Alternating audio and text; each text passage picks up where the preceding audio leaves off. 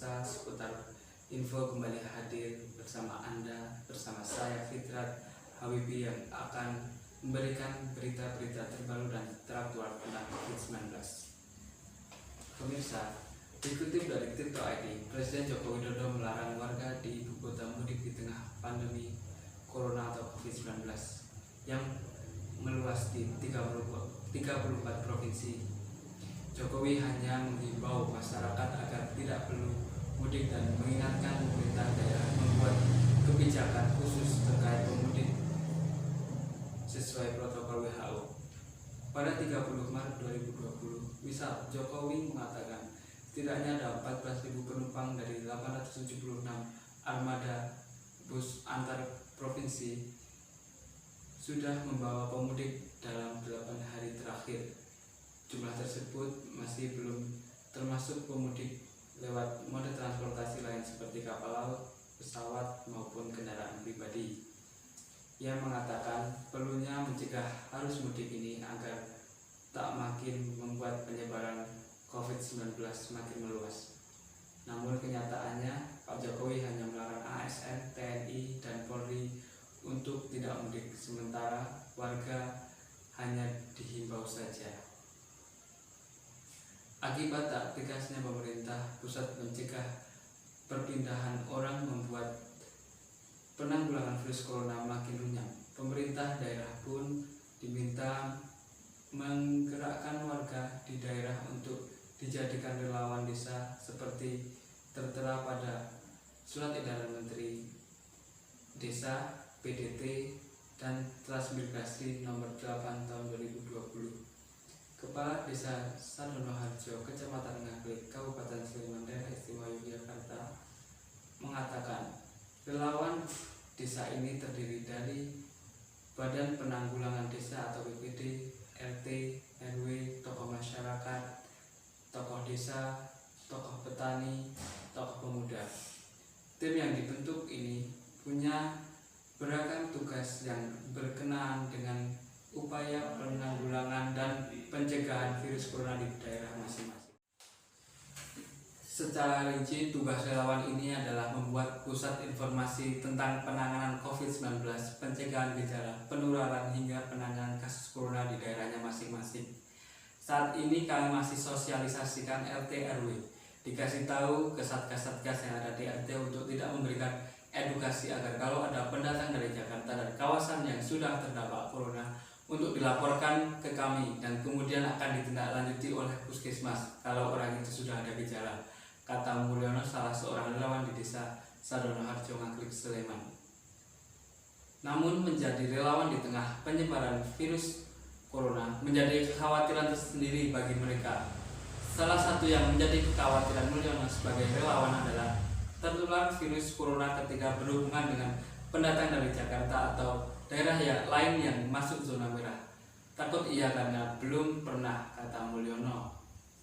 Sebab meski punya tujuan baik, tapi program ini justru menyimpan resiko besar menimbulkan kegaduhan di tataran masyarakat, kata pengamat kebijakan publik Danang Girindrawardana. Danang mengatakan masalah utamanya adalah mereka umumnya tak punya pemahaman yang memadai perihal penanggulangan virus corona itu sendiri. Jadi konteksnya kan ini adalah masyarakat desa yang jadi relawan tanpa ada pengalaman dan pengetahuan yang memadai untuk mengetahui dan untuk mencegah penyebaran COVID-19. Kata Danang saat dihubungi reporter Tirto. Danang juga khawatir tentang efektivitas program relawan di desa ini, lantaran program ini tak dibarengi dengan kebijakan mitigasi lain yang mendukung. Contohnya saja pemerintah hingga saat ini belum menutup akses mudik. Artinya, kata Danang, gelombang masyarakat dari daerah rawan kota ke daerah lain tetap berlangsung. Berisiko besar membawa virus corona ketika tiba di desa. Mobilisasi penduduk dalam jumlah besar dari satu daerah ke daerah lain justru ini akan lebih berbahaya dan bisa merusak konstruksi kesehatan ekonomi psikososial secara lebih masif, kata Danang. Relawan jadi sasaran empuk penularan corona. Hal ini senada disampaikan pengamat kebijakan politik dari Perkumpulan Prakarsa, Herni Radianingrum. Menurut dia, efektivitas program ini semakin diragukan bila melihat kesiapan aparat desa selama ini. Menurut dia, jangankan untuk melakukan pemantauan, mengendalikan diri mereka untuk tidak berkumpul dan melakukan social distancing saja masih sulit, apalagi ketersediaan alat pelindungan diri atau APD di desa kurang memadai. Yang jadi isu adalah apakah pergerakan relawan ini akan bekerja secara bergelombol. Itu akan kontra dengan kebijakan pemerintah ketika yang meminta untuk social distancing, stay at home, kata dia. Ini menambahkan itu akan si relawan tidak bisa dilakukan sendiri-sendiri. Misalnya si relawan itu kan melakukan pendataan itu pasti berdua, pas kembali ke posko itu kembali kumpul-kumpul, apalagi kalau gak pakai masker, terang dia. Dengan kondisi seperti itu, Hani justru khawatir para relawan ini malah semakin rentan tertular virus corona, mengingat peran mereka yang bakal menjadi garda terdepan yang langsung berhubungan dengan orang dalam pemantauan atau ODP yang dikhawatirkan membawa virus corona dalam tubuh mereka. Mereka sudah sejauh apa memahami protokol medisnya, misalnya sejauh apa mereka ada di posisi yang begitu dipatuhi oleh masyarakat, kata dia. Masalah lain yang jadi persoalan adalah ketersediaan dan pemanfaatan anggaran desa untuk menanggulangi virus corona. Menteri Keuangan Sri Mulyani memang telah menerbitkan surat edaran atau SP nomor 6 tahun 2020 tentang pedoman perubahan kegiatan. Pedoman perubahan kegiatan anggaran dalam rangka penanggulangan COVID-19. Aturan ini pada intinya membolehkan pemerintah daerah melakukan perombakan anggaran untuk dialokasikan ke penanggulangan virus corona di daerah masing-masing. Namun yang terjadi pertanyaannya, kata Heni, apakah daerah yang bersangkutan punya cukup anggaran untuk dialihkan? Upaya pemerintah pusat yang jor-joran memberikan stimulus dalam berbagai bentuk seperti dana desa, padat karya, cash, dan lainnya juga dipandang tak serta-merta bisa jadi jalan keluar. Tak adanya pendampingan serta kurangnya pengetahuan membuat para pejabat desa kesulitan membelanjakan dana yang ada untuk keperluan yang tepat. Komitmen anggaran ini akan sejauh mana sih transparansinya? Ini jangan sampai jadi sumber bancakan untuk pemerintah daerah di tingkat bawah, kata dia.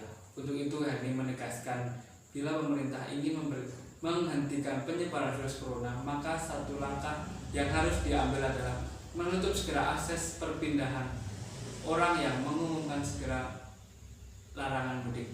Sebetulnya kan area yang akan pergi mudik itu kan rata-rata area merah Jakarta, Bogor, dan sekitarnya. Kalau dari saya sendiri, aturan ketat tentang pelarangan mudik ini harus dilakukan oleh pemerintah, tegas dia.